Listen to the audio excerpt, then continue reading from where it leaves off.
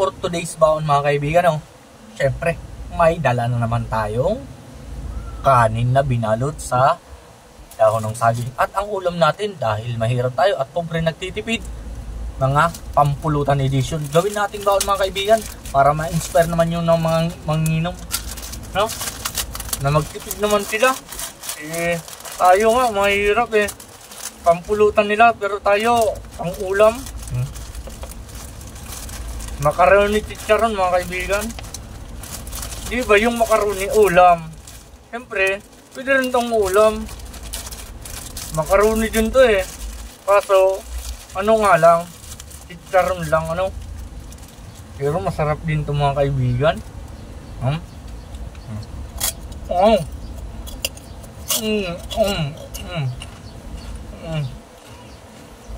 Uy, labas to kung may suka.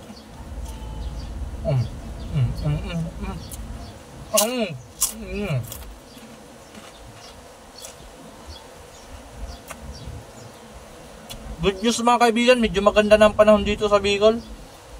Di na umulan masyado, parang ambon-ambon na lang ba.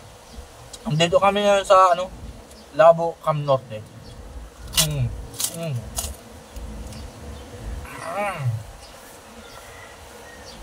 Alam niyo ba kung magkano ang bili ko nito? 8 pesos mga kaibigan, isang balot lang. Tipid na. 8 pesos lang, may ulam ka na.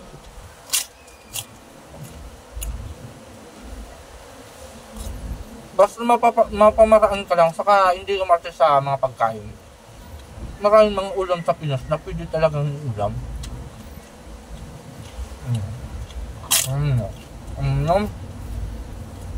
Fishball nga noon. 2 pisong fishball, kahit sa ko yung ulam ko. 2 piso lang yun Fishball, 4 na piraso.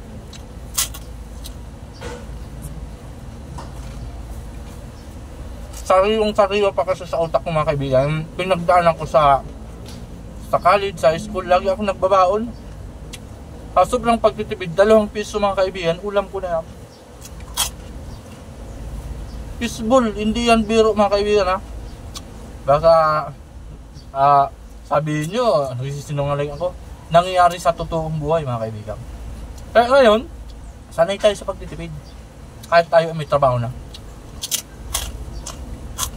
Alam ko, hindi man tayo yaman sa ganitong pamamaraan. Hindi ko naman pinapabayaan sa sarili ko kasi kumakain naman ako. Kaya dyan nagtitipid lang ako mga kaibigan.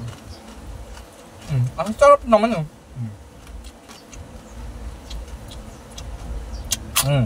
Kahit itahin nyo pa. Kahit ito lang mga kaibigan, favorite ko talaga ang macaroni. Kahit anong luto ng macaroni salad, yung sopas na pang almusal, maraming sabaw na may gatas, ang sarap naman. At lalo na to, minsan naman sa amin nilalagay sa dinuguan yun, macaroni. Magkano lang kasi ang sinasahod ng mga kaibigan? Alam naman lahat yan, ang halos mga sumusubaybay sa atin na 426 ng sahod natin per day. At 9K ang sahod ko kada buwan. Kaya kailangan magtipid. Walang hanggan na pagtitipid. Para di agad maubos ang sahod. At hindi tayo mangutang ng mangutang. Mahirap kasi mga kaibigan pag nangutang ka.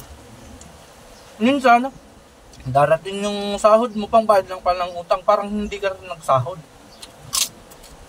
Kaya magandang gawin, mag-tiis na muna, no? Kung ano dyan, budgetin na lang. Kaya yung budget ko mga kaibigan, kaya ganito ang ulam natin, hanggang lang dito. Mga tag 10 piso ang ulam, 10 piso, 20 pesos, mataas na ang 35 mga kaibigan, or 40. Kasi sa eatery, mahal na mga paninda. 60 pesos na karne ko, kunti pang kukunti lang, 3 piraso lang yung karne. Yung katrabaho ko nga dati mga kaibigan, kumain kami sa eatery, binalik niya yung adobo dun sa tindahan. 60 pesos daw ang mahal, tapos 3 piraso lang. Grabe naman tayo Pero sa totoo lang, mahal na kasi ang bilihin mga kaibigan, kahit mga eatery, konti na lang ang bilhin sa pagkain.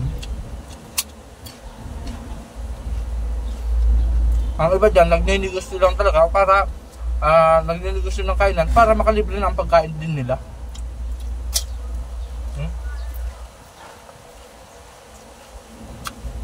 Ang sarap mga kaibigan.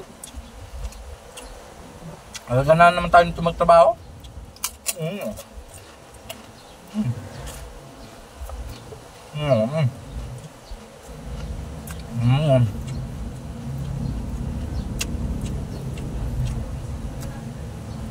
Mm. Masuk damak. Ito.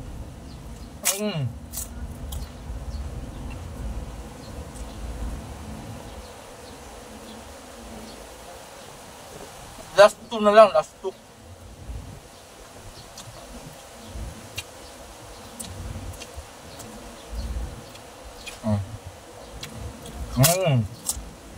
Walang dalawang subo.